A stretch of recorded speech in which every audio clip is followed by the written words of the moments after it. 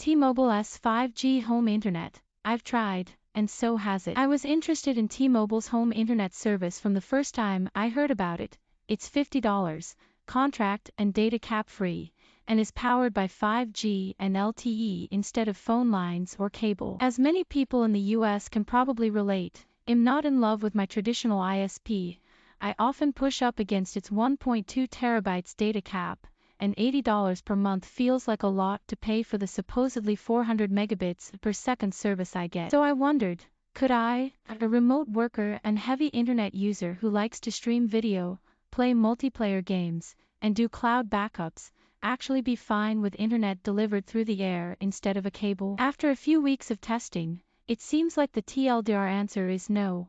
Despite T-Mobile's site telling me my address is eligible, the router almost always had a weak cellular signal, and there were so many dropouts and slowdowns that even my non-techie wife was fed up with it after a few weeks. The thing about cellular internet, though, is that my experience won't necessarily be the same as yours, even if you live a few blocks away from me. So take this review for what it is: one person's experience with what the service is like in one tiny, non-specific part of eastern Washington state. Our review of T-Mobile home internet. Related. Before we get into the particulars of my experience, though, let's start with what'll be universal to those using the service: the router hardware and setup process. The router supports Wi-Fi 6, which is nice to see, and has a small circular touchscreen on top that you can use to see various statistics like how many devices are connected to your network and how good its cellular connection is. On the back, there's a place to plug in the power brick, 2 Ethernet ports, a power button, and a few pins that let you plug in a battery backup. Looking at that picture, you may be just as excited as I was when you see that there's a USB-C port. I have no idea why the router's manufacturer,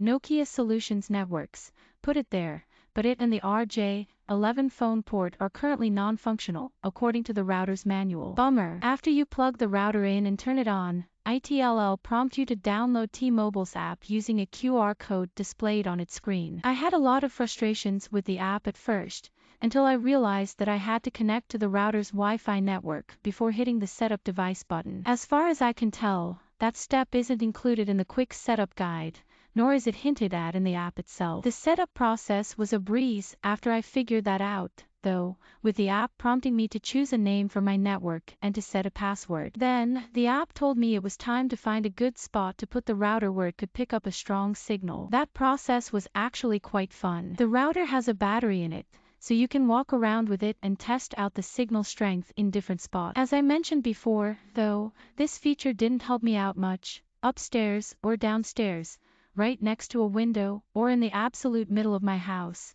I got a steady 2 bars of service. Even taking it outside didn't help, not that I could have left if there had gotten perfect signal. The app doesn't make it clear if you're using LTE or 5G, but digging into the router's web GUI, you can see what cellular bands it's making use of. After Googling band designations, I was able to determine that, at time of writing, the router was primarily connected to LTE and was using 5G as a secondary connection. Of course, as T-Mobile says on its site, that could change based on signal strength and availability, time of day, and other factors. I ended up putting the router in what I felt like would be the most advantageous place, on a windowsill upstairs, facing the city. From there, all that was left to do was unplug my current access point and plug my switch into my new cell-powered router to get all of my hardwired IoT devices connected to my new home network. At first, everything seemed all right. I was getting download speeds anywhere from 73 to 135 megabits per second,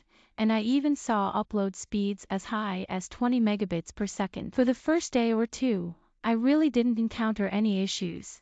When it came to actually using the internet, it seemed to be the exact same experience as when it was coming in over the wire. The router also performed admirably. My laptop's internet was just as fast in my office right next to the router as it was in my living room, which is downstairs and across the house. Slowly, though, hiccups started to pile up. Web pages would occasionally struggle to load, or I'd switch channels in Slack and noticed that everybody's profile pictures were gray squares until their actual smiling faces loaded in one by one. Once, the speeds were so abysmal that it took Twitter a literal minute to load. There were even a few periods where the internet would seemingly just be gone for a few minutes at a time, with my web browser immediately telling me that it couldn't connect when I tried to navigate to a site. The frequency of the outages or slowdowns varied. Some days, I only had occasional glitches, and a few days, the internet was basically unusable. There weren't a ton of perfect days, but they did happen. From what I can tell, this was almost always an issue with the actual service and not the router. I could send packets between the devices in my house just fine. I was just cut off from the outside world. I asked T-Mobile what could have caused these issues, and it told me that while you might see slower speeds during certain times of the day, due to network congestion, 30 seconds to load a web page doesn't sound like a normal experience. I asked for ideas as to what may have caused it, but didn't receive a response. As someone expected to be ready to jump on breaking news at any moment, this was obviously not ideal for my use case. I'm sure my boss and coworkers got annoyed with how often I said something along the lines of okay, I'll grab that as soon as my internet starts functioning again. The unreliability also caused issues in my personal life, too.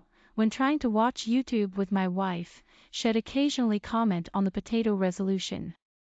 I would also run into issues trying to play online games, with my ping swinging like a pendulum from a usable 30 milliseconds to an unplayable 900 milliseconds. You can see the results of that in the video below. pic.twitter.com/hks0vc2z5i. What that kind of performance looks like in-game. As a heads up, there is some violence in the clip, so you may not want to watch it if you're sensitive to that kind of thing. It's not that T-Mobile home internet never worked. I'd say the majority of the time, it was perfectly fine. I was able to play several hours of multiplayer COD during my testing, and for the most part, I was shocked that the experience could be as good as it was over cellular. I was also able to do some perfectly acceptable video calls with friends and family. When my service was working, I genuinely couldn't tell the difference between it and my normal cable provider. It's just that I couldn't rely on it working that well, and as someone who works from home, that's a big problem. Agree to continue. T-Mobile Home Internet. Every service now requires you to agree to a series of terms and conditions before you can use it.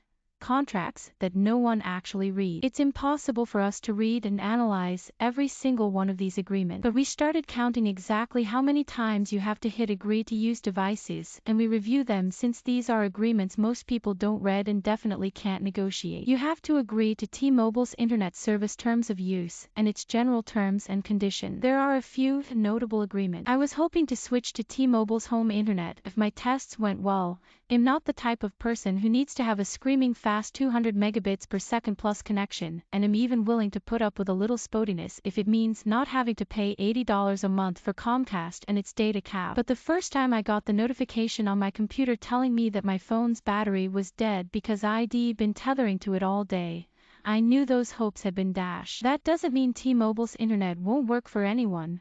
I may have had a better experience had I been able to get more than 2 bars of service at my house. And for some people, even the worst of what I experienced would be better than what they're currently using. When I was using DSL a year ago, I still probably would have chosen T-Mobile over it. The two connections were similarly reliable, but I got faster speeds over cellular when it was working than I used to get over the phone line. For people who live in an even more rural setting than I do and rely on the internet less, T-Mobile's internet could be a huge upgrade from dial-up or extremely spotty satellite internet. Speaking of satellite internet, there's an obvious comparison between T-Mobile service and SpaceX's Starlink. Both promise home internet without the need for infrastructure coming to your house. Verge editor-in-chief Nilay Patel wasn't pleased when he tried out the Starlink beta, and the service is significantly more expensive than T-Mobile's. You have to pay $499 plus shipping for a satellite dish and $99 a month for the service. But Starlink does promise higher speeds, saying you can expect 100 megabits per second to 200 megabits per second download. While T-Mobile says that many users can expect speeds in excess of 100 megabits per second, it says that the average is between 35 to 115 megabits per second. There are other pros and cons for each service. Installing Starlink's satellite dish is significantly more invasive than plugging in T-Mobile's router, and I doubt my apartment complex would ever be okay with me sticking something on the roof. And T-Mobile service uses the cell towers that also provide service to our phones, Starlink wants to put 12,000 satellites into orbit to power its service, potentially obstructing our view of the cosmos. But if your house is in an area without reliable cell service, T-Mobile obviously isn't going to be an option. It's conceivable that T-Mobile's home internet could get better over time when compared to building out traditional internet infrastructure.